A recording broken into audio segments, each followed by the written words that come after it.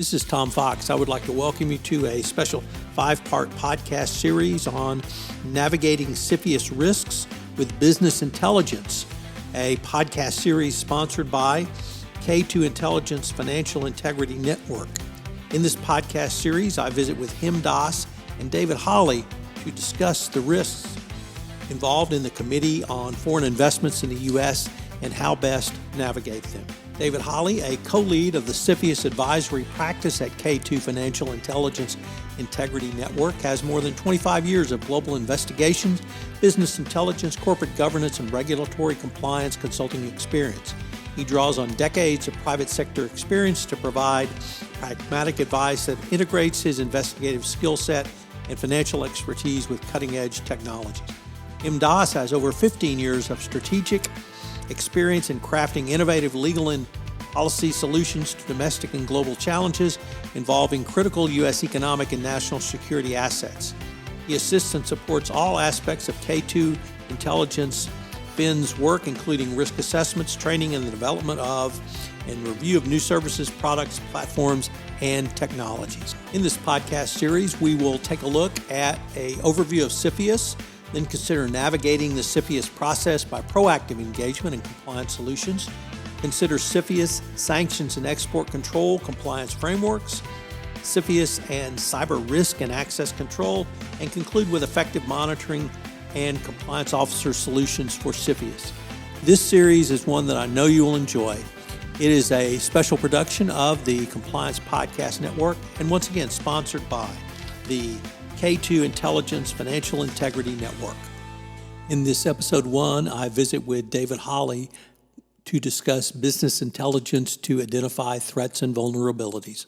So David, CFIUS is something that I think most people have heard of. There's an awareness that something exists out there in the compliance world. There's going to be a little bit more awareness, but in the greater transactional world, in the greater business world, in the greater trade world, it has become extraordinarily important. So I wanted to see in this interview if we might be able to take a little bit of a broad dive into what CFIUS is and how business intelligence can be used to identify threats and vulnerabilities. Could you start by giving us a broad overview of CFIUS?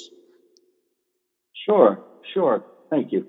So CFIUS is a government committee charged with protecting U.S. national security by reviewing foreign investment in U.S. business. The committee is led by the Secretary of the Treasury, and it's composed of national security agencies such as the Defense Department, Homeland Security, and the Justice Department, as well as economic agencies such as the Office of the United States Trade Representative, Commerce Department, and Treasury. The group was first created in 1975 at the direction of then President Ford, and it's undergone a number of changes and a greater formalization of its authorities and processes since it was established. Last month, the most recent changes to CFIUS took effect in the form of a Foreign Investment Risk Review Modernization Act of 2018, or as we more commonly know it, FIRMA. While previously the focus of CFIUS was the examination of transactions that led to foreign control of the U.S. business, FIRMA has expanded the committee's jurisdiction to review a much wider swath of potential transactions. So under the new regulatory regime, CFIUS has the authority to review foreign investment that could result in control of the U.S. business, investments by a foreign investor in a business that falls into one or more categories of either one, a business that is engaged in the development, production, manufacturing of what's known as a critical technology, performs certain functions with respect to critical infrastructure, or maintains or collects directly or indirectly sensitive personal data of U.S. citizens. And lastly, there are certain real estate transactions that could present national security concerns to the committee, such as those located near ports, military installation, and those properties that could be used, say, for foreign surveillance. Additional changes implemented by FIRMA include mandatory declarations for certain types of transactions that result in the acquisition of a substantial interest in technology, infrastructure, or data by a foreign investor with significant, substantial foreign government involvement, or a transaction that results in a business involved in critical technologies being foreign controlled. So there's a much wider breadth of potential transactions that could fall under review. And while the changes to these rules could potentially envelope a greater number of transactions, FIRMA does provide for greater clarity around expectations and certainly delineates exceptions. And more importantly, it is an indication that the government is taking seriously our national security, and there's a heightened focus on mitigating that risk and enforcement. All these factors translate to a need for earlier assessment and deeper diligence in anticipation of a proposed transaction. David, what is the role of business intelligence in the CFIUS process? When evaluating the risks posed to national security by a foreign investment transaction, CFIUS really considers three basic issues. The first is, what is the threat posed by the foreign investor in terms of intent and its capabilities? Two is, what aspects of the business activity pose vulnerabilities to national security? And three, what are the national security consequences if these vulnerabilities are exploited as a result of the transaction going through? So to get to the bottom of these questions, CFIUS will engage in an analysis to dissect pretty much every aspect of the transaction that could potentially compromise in any way U.S. national security interests.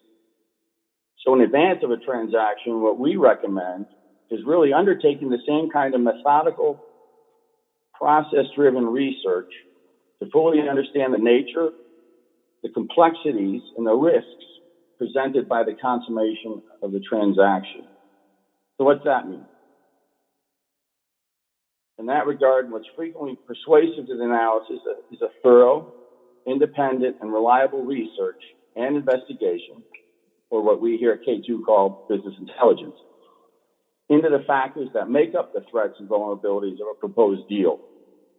In our estimation, independence and reliability are the keys to actionable business intelligence, and knowing where to go for certain answers to key questions is frequently difficult.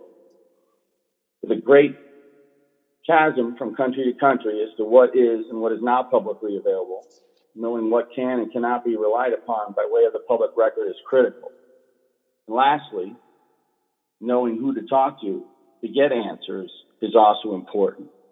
So the application of business intelligence to the transaction, in the end, is about answering the same questions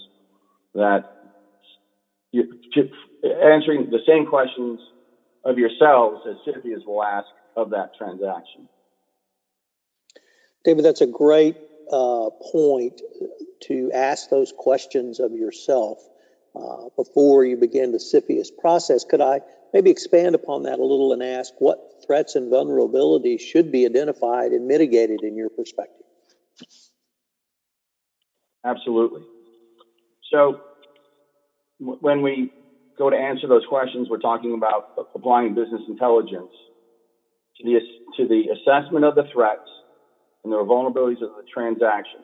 So most germane to understanding the threats would be understanding the identities and backgrounds of the parties to the transaction.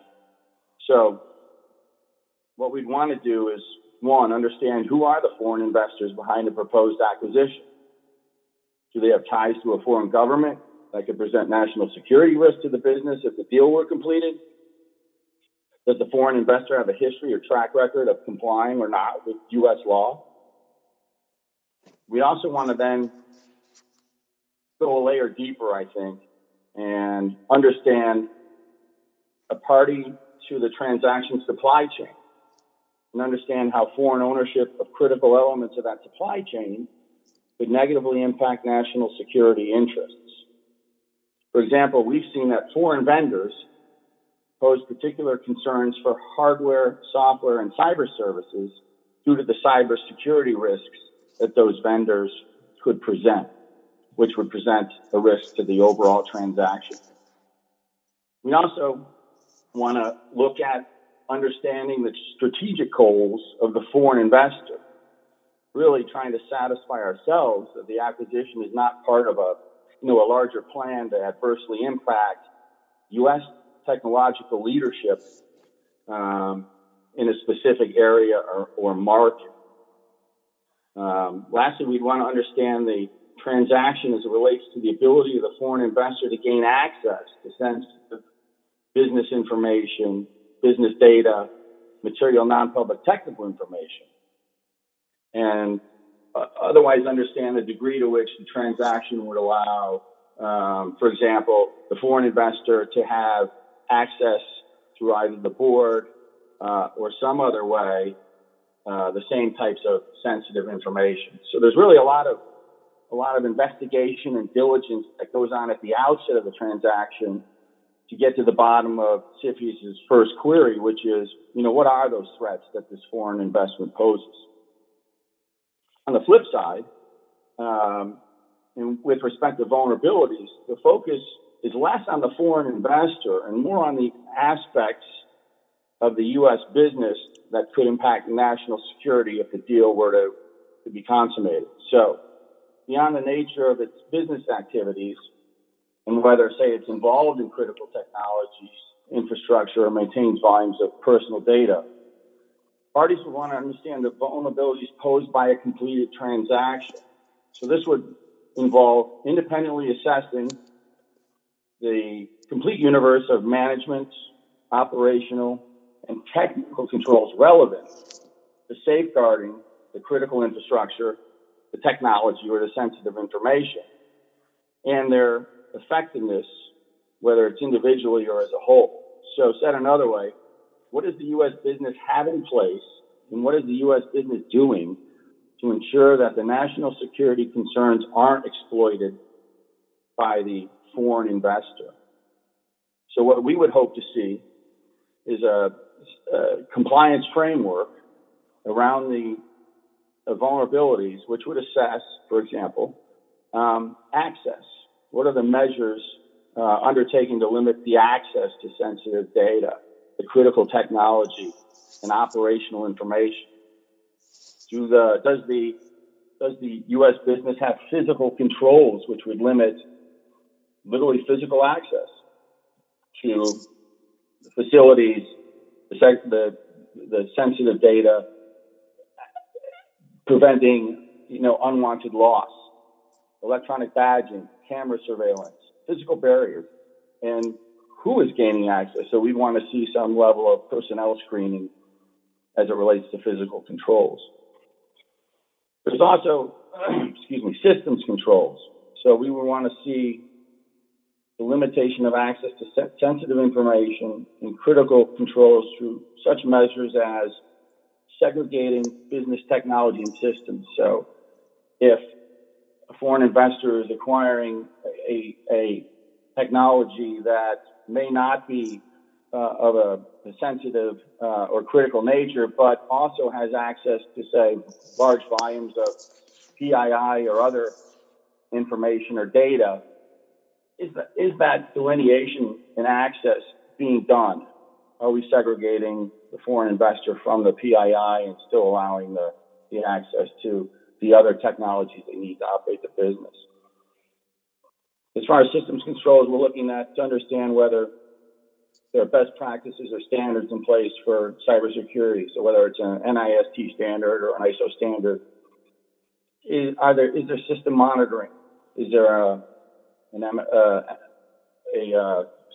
provider in place to monitor access and monitor outflow? Is there penetration testing? Are we actively looking to see that we're making the necessary changes on the go to prevent access as new threats to the networks become available? Protocols and procedures. Does the company have policies and procedures in place that cover proprietary information, intellectual property, trade secret information? Are we doing assessments of our vendors? Are there data use and handling policies? So there are any number of sort of access controls that we would want to look at in order to safeguard from our vulnerabilities. The next thing would be training. We see a lot where organizations have the right sort of access and controls in place, but they're not teaching their employees what is confidential information, what is a trade secret. Are they reinforcing this through continuous training? Are they teaching people how to prevent the loss of PII and other things? Two more, and that would be incident response and reporting. So in the case of, say, a mitigation agreement, which will be talked about later, CFIUS wants to understand how the organization will respond to a breach, or how the organization will respond to a potential data loss. Is there a process for notifying the committee of the failure? Is there a process for remediation? And lastly, and finally, it's important that all of this framework have a governance structure around it that provides management and employees with a level of accountability and reporting over the entire framework. So there's a tone at the top aspect, and like many other regulatory regimes, that would be imperative in the event of a breach, in the event of a loss, to make sure that management is aware and the proper steps are taken, and there is accountability at all levels for any type of breach or loss. So, David, unfortunately, we are near the end of our time, but I hope our listeners will join us tomorrow, where we take up the topic of navigating the CFIUS process by proactive engagement in compliance solutions. David, I look forward to continuing the conversation. Thank you, Tom. Hello, everyone. This is Tom Fox. I'd like to thank you for listening to this episode of our 5-part series on navigating CFIUS risks with business intelligence. I hope you will join us again for another episode. This 5-part series, sponsored by K2 Intelligence Fin, is a special production of the Compliance Podcast Network.